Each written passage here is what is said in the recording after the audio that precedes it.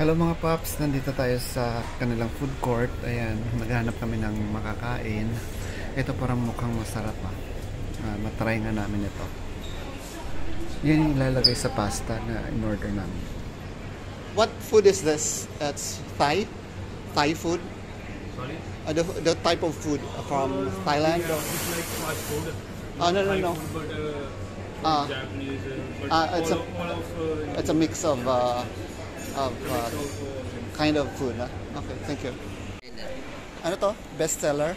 Ayan sa'yo. Ano yan? Sir. Energetico. Okay. Energetic. Ito yung ano. After 8, sir, larga na tayo? Sure. Narap na Ay, sila eh. kasama kong kortina. Maglalagay na sila ng plastic. Gar, kain tayo, Gar. Yeah, kain tayo. Ewan ko. Hindi ko alam yung mga gar-gar-gar na yan. Saan ba yan? Kain tayo, Gar.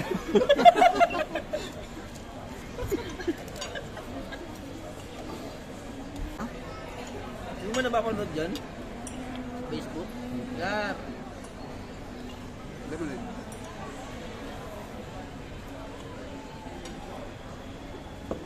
Sir, lagyan natin. Yun yung tatak ng Pilipino kahit saang sulok ng mundo.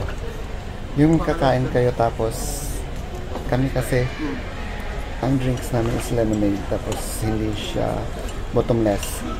Tapos yung umorder yung isang kasama namin sa Burger King tapos may soft drinks na unlimited.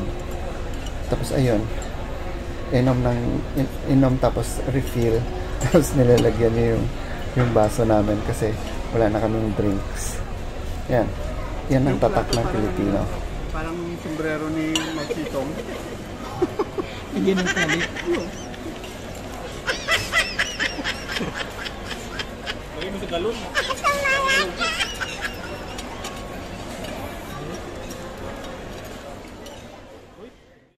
Lalo na pag sa computer. Kahit na, mabusisi mag-edit tayo, yung mga transition. Mabusisi yan. Siyempre, kunyari, isang oras yung video, isang oras mo rin niya papanoorin at hinahanapin mo yung mga magagandang tips ba?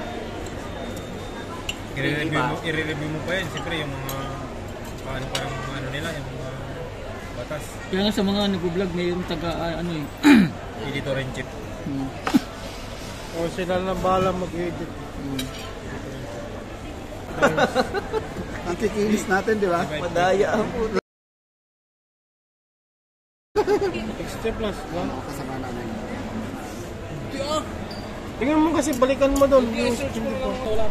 Ayan mga paps, tapos na kami kumain. 1,000 Tapos sa sarap plus din naman ang kinain namin eh. Tapos gutom, kaya ikot sa mall. Tapos bago kami kumain, nag-grocery kami. Namili kami ng mga personal namin kailangan.